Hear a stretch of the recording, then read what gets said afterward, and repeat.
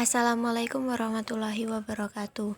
Perkenalkan, nama saya Suryani Dwi Rahayu dengan NPM 2112101313. Di sini saya akan menjelaskan sedikit materi tentang sistem pendidikan Islam dan kurikulum pendidikan Islam. Yang pertama, kita mulai dulu, yaitu pengertian sistem pendidikan Islam. Apa sih sistem pendidikan Islam? Yaitu bermula dari istilah yang berasal dari bahasa Yunani, yaitu sistema, yang artinya suatu keseluruhan yang tersusun dari banyak bagian. Di antara bagian-bagian itu terdapat hubungan yang berlangsung secara teratur. Sedangkan sistem pendidikan adalah suatu keseluruhan yang terpadu dari semua satuan dan kegiatan pendidikan yang berkaitan dengan yang lainnya untuk mengusahakan tercapainya tujuan pendidikan. Faktor atau unsur yang disistemasikan adalah proses kegiatan pendidikan dalam upaya mencapai tujuan. Yang lebih kompleksnya, sistem pendidikan Islam itu apa sih? Yaitu usaha pengorganisasian proses kegiatan kependidikan yang berdasarkan ajaran Islam. Ajaran yang berdasarkan atas pendekatan sistemik, sehingga dalam pelaksanaan operasionalnya terdiri atas berbagai sub-subsistem dari jenjang pendidikan dasar, menengah, dan perguruan tinggi yang harus memiliki vertikalitas dalam kualitas keilmuan, pengetahuan, dan teknologinya. Sehingga dapat disimpulkan sistem pendidikan Islam itu berasal dari 3 kata. Yang pertama, sistem, pendidikan, dan Islam. Sistem berasal dari bahasa Inggris, yaitu dari kata system yang berarti susunan, suatu cara atau pola yang berurutan tentang suatu hal, dan pendidikan adalah suatu proses pemberian ajaran, bimbingan yang berupa keilmuan. Sedangkan Islam adalah agama yang diturunkan kepada Nabi Muhammad SAW. Untuk selanjutnya yaitu pengertian kurikulum pendidikan Islam. Kurikulum secara etimologis adalah tempat berlari dengan kata yang berasal dari bahasa Latin kurir, yaitu pelari, dan kuriri yang artinya tempat berlari. Selain itu, juga berasal dari kata kurikulae, artinya jarak yang harus ditempuh oleh seorang pelari. Maka pada waktu itu pengertian kurikulum ialah jangka waktu pendidikan yang harus ditempuh oleh siswa yang bertujuan untuk memperoleh ijazah. Dalam pandangan tradisional disebutkan bahwa kurikulum memang hanya rencana pelajaran.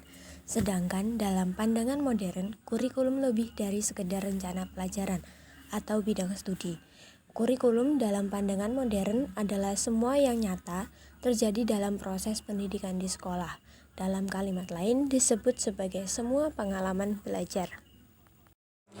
Setelah mengetahui pengertian dari sistem pendidikan Islam dan kurikulum pendidikan Islam, selanjutnya ada komponen pendidikan Islam yang terdiri dari tujuan, siswa, pendidik, isi atau materi, lingkungan pendidikan, dan alat pendidikan. Untuk yang pertama, tujuan pendidikan berfungsi sebagai arah yang ingin dituju dalam aktivitas pendidikan. Dengan adanya tujuan yang jelas, maka komponen-komponen pendidikan yang lain serta aktivitasnya senantiasa berpedoman kepada tujuan, sehingga efektivitas proses pendidikannya selalu diukur apakah dapat dan dalam rangka mencapai tujuan atau tidak. Setelah itu, peserta didik dalam pendidikan Islam selalu berkaitan dengan pandangan Islam tentang hakikat manusia, yaitu makhluk yang memiliki 2 dimensi, jasmaniyah dan rohaniyah, yang didesain dengan sebaik-baik model dan sekaligus fleksibel serta berpotensi tinggi untuk dikembangkan. Keutamaan lain yang diberikan Allah SWT adalah fitrah, yakni potensi manusiawi. Selanjutnya, pendidik. Secara umum, pendidik adalah orang yang mempunyai tanggung jawab untuk mendidik. Sementara secara khususnya, pendidik dalam perspektif pendidikan Islam adalah orang-orang yang bertanggung jawab terhadap perkembangan peserta didik dengan mengupayakan perkembangan seluruh potensi peserta didik sesuai dengan nilai-nilai ajaran Islam.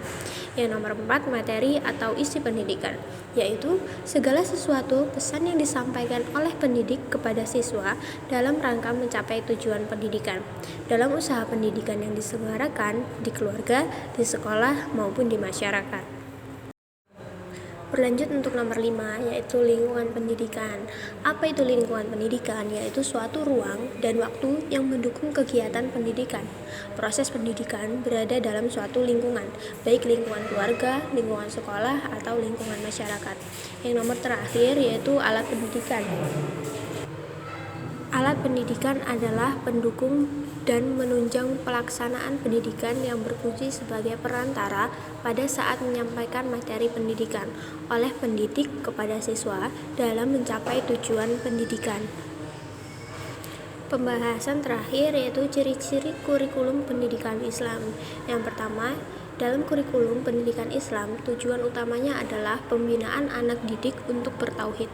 Oleh karena itu, semua sumber yang dipungut berasal dari ajaran Islam. Kurikulum yang harus disesuaikan dengan fitrah manusia sebagai makhluk yang memiliki keyakinan kepada Tuhan.